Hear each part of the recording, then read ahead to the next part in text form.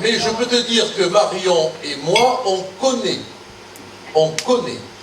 Parce que chaque fois qu'on se lève, on se fait huer, on se fait siffler, mais on n'a jamais atteint le nombre de 600, donc tu es leader dans l'opprobre et je te rends hommage.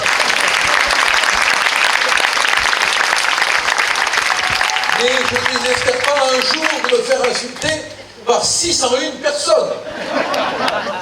Et je relève le défi. Ceci pour vous dire que ce qui est quand même extraordinaire, c'est que nous, que ce soit Louis, que ce soit Julien, on est grand par l'opprobre de ces minables. On se lève pour parler au nom des électeurs qui nous ont élus, donc au nom du suffrage universel, et on entend par exemple un jour en ce qui me concerne, Valls me traiter de fasciste.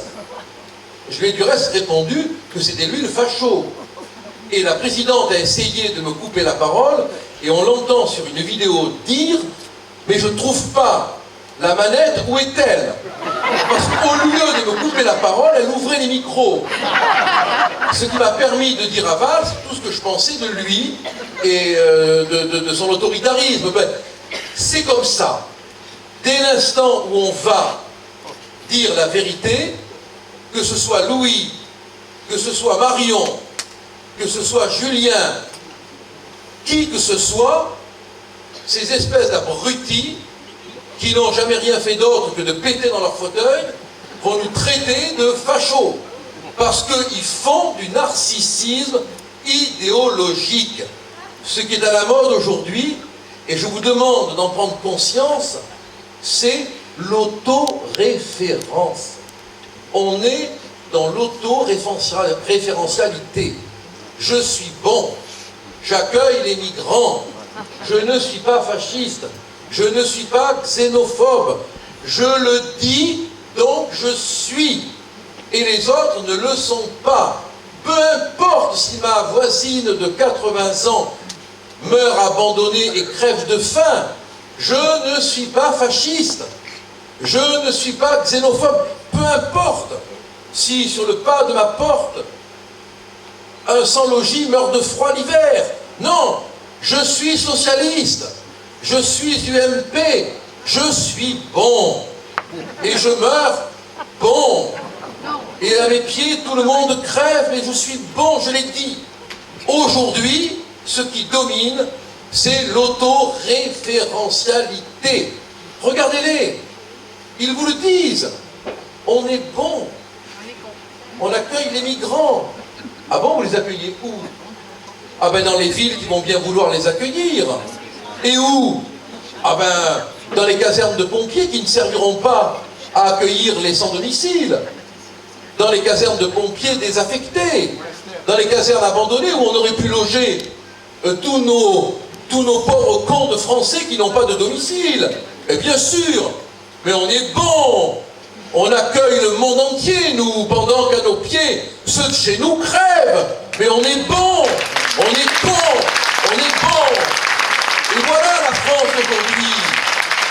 Une France de la honte. Parce qu'on aime son lointain. Mais on se fout du prochain. On se fout du prochain.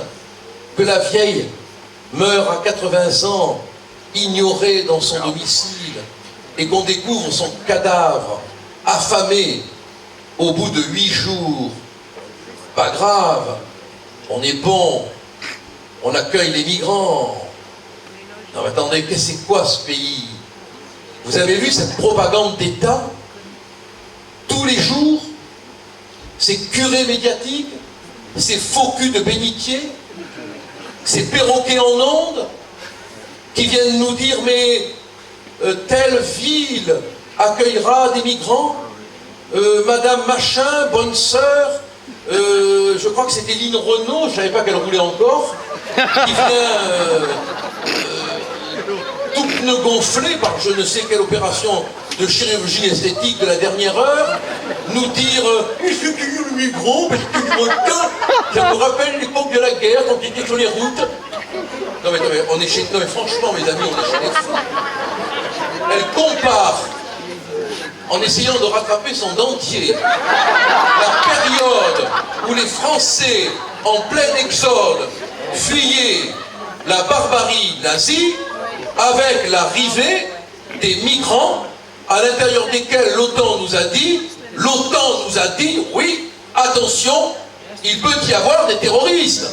Alors même qu'une base arrière vient de s'ouvrir en Bosnie. Alors même que l'État islamique nous a dit, et les pauvres cons, on va utiliser l'arme des migrants. Et nous, bien sûr, eh bien, soyez les bienvenus, hein. Il y aura toujours un ou deux Américains perdus dans un train, sauvés d'Omaha Beach, qui volera au secours du terroriste qui va dégainer sa Kalachnikov. Non mais franchement, on essaye d'en rire, de peur d'en pleurer. Mais je ne sais pas, mes amis, si vous vous rendez compte qu'au moment où on boit un coup, au moment où on écoute de la musique, on est un peu comme cet homme dont un de mes vieux professeurs me parlait. C'était d'un vieux professeur d'histoire du droit. Et il me disait, tu sais Gilbert, n'oublie jamais ce document qu'on a découvert à Pompéi. Il a été écrit par un homme qui a vu arriver la lave. Il a vu le volcan exploser. Et il a écrit, j'ai vécu, je vois arriver la mort. Et jamais je n'ai eu l'idée de m'en protéger. Le volcan, vous êtes tous comme des abrutis à le regarder. Et quand il va exploser le volcan, quand la lave va arriver, et quand elle va nous recouvrir, lave de crise économique, lave d'insécurité, lave incandescente d'immigration incontrôlée, lave de lâcheté, qu'est-ce que vous ferez? À ce moment-là, il sera trop tard. On sera carbonisé. Et pourtant, bon Dieu, on le voit le volcan. Il est incandescent. On le voit, il est là sous nos yeux. Il fulmine. Et on a cette espèce de casenouille là, qui vient me répondre à l'Assemblée quand je lui dis, mais comment contrôlez-vous les migrants? Il me répond, mais la tradition de la France est d'accueillir tous les malheurs du monde. C'est un programme politique, ça. La tradition de la France est d'accueillir les malheurs du monde, oui, quand ce sont des malheurs. Pas quand ce sont des escroqueries au malheur. Parce que le père du petit garçon, dont on a vu la photographie, au passage on a oublié la photographie de la petite chrétienne décapitée, aussi petite, aussi décapitée, aussi morte. Mais celle-là, on l'a oubliée. Parce que une petite chrétienne décapitée, ça ne se vend pas aussi bien à la une de ces journaux de merde qu'un fils d'immigré ou de migrant qu'on met en scène. Mais quand j'ai vu dans Marche les photos où l'on voyait des images de la mère, du père et de l'enfant en scène, je me suis dit, excusez-moi, combien il les a vendus? Parce que moi je connais, j'ai vécu les négociations avec ce journal, et je peux vous dire que quand on donne une photo, elle est payée. Elle est payée. Alors voyez-vous, les amis, j'ai l'impression qu'on est arrivé à un moment de notre histoire où on a en face de nous le volcan. On se dit, bon, allez, un verre de rosé, une émission de télé, dire du mal du voisin, être bien jaloux, pourquoi pas confortablement médiocre. Ouais, vivre ma vie, ne pas m'engager, espérer un poste,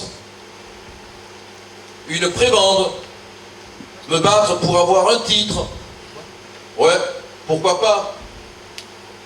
Être heureux avec ma femme, la supporter si elle m'emmerde et réciproquement. Ça arrive. Pas chez moi, mais ça arrive. Prudent. Elle est là. Prudent. Oui, franchement, c'est notre vie. C'est notre vie. On est médiocrement humain. On n'y peut rien. Parfois, il nous arrive d'avoir du panache. Mais il n'empêche que maintenant, quand on regarde ce putain de volcan, et qu'on voit cette espèce de nouille de Hollande, dont on peut tout dire, mais qui n'est pas là pour être président de la République. Il est là pour obéir aux ordres des Américains, il est là pour répéter un discours qu'on lui écrit, il est là pour prendre des décisions qu'il n'a pas prises la veille, oui pour les quotas, non pour les quotas, bon, pour organiser avec ses amis des grandes réunions au cirque d'hiver. Vous me direz, c'est mieux que la rue du cirque. Mais c'est toujours le cirque avec les socialistes, vous avez remarqué, hein. Ça commence rue du cirque et ça finit au cirque d'hiver. Toujours les pantins, quoi. Bon, et les clowns. Bon. Mais nous, pour terminer, et j'en reste là parce que c'est ma sincère hantise, je vois le volcan, je le vois. Et je me dis que si on ne bouge pas, si on ne réagit pas, à un moment donné, l'explosion va avoir lieu. Et ce sera trop tard. Et là, on n'aura que le temps de dire « Adieu mon pays, adieu ma France ». Et quand je vois arriver tous ces migrants, dans le flot desquels il y a sûrement des gens tout à fait respectables, je pense aux pieds noirs. Et je me dis, si on avait pu les accueillir de la même manière, quand même, alors que certains socialistes en tête voulaient les rejeter à la mer. Alors mes amis, le combat qui commence pour nous, et je ne sais pas quel est votre seuil de motivation à tous. Bon, c'est sûr que chacun, vous allez agir en pensant à vous. Depuis le ventre de notre mère, ça fonctionne comme ça. Mais on a une mère supérieure, c'est la France. Et comme le disait magnifiquement le poète Frédéric Mistral, « J'aime mon village plus que ton village. J'aime ma province plus que ta province. J'aime la France plus que tout. » Voilà le mot d'ordre. Aimer la France plus que tout, plus que nos égoïsmes, plus que nos lâchetés, plus que nos divisions, plus que nos petites jalousies de merde, plus que nos petites haines. Aimer la France au-dessus de tout et être capable, s'il le faut, avant que l'heure ne sonne, de se sacrifier un peu, un rien pour elle. Car le jour où sonnera l'heure du grand sacrifice, peut-être, ne serons-nous plus là. Et nos enfants auront à payer l'addition. Alors je vous le dis et j'en termine là-dessus, si chacun d'entre vous ne prend pas la mesure du péril, si chacun d'entre vous ne regarde pas le volcan, si chacun d'entre vous ne se dit pas demain, ce soir, après-demain peut-être, il va exploser parce que tout bouge et je ne fais rien. Et si chacun d'entre vous ne se dit pas, je dois agir derrière Louis Alliot pour les régionales, derrière Julien, derrière Anne-Marie, derrière tous ceux qui vont partir au combat, Jean-Louis Maisonnet également, et pour les autres combats, si vous ne vous dites pas, on doit être avec eux pour la France, on ira aux obsèques de notre pays. et le linceul sera un drapeau en miettes, parce qu'on est en train réellement de déchirer le cœur, l'âme, l'histoire, l'écriture, la littérature, la poésie de notre pays. Soulevez-vous! Vous êtes l'armée dont on a maintenant besoin. C'en est fini de se planquer. C'en est fini de craindre qu'on nous traite de fachos. On assume qu'on aime la France et qu'on se bat pour elle jusqu'au bout, comme nos vieux l'ont fait, comme ils nous l'ont enseigné. On n'a pas peur. On est chez nous et on vous emmerde. Ouais.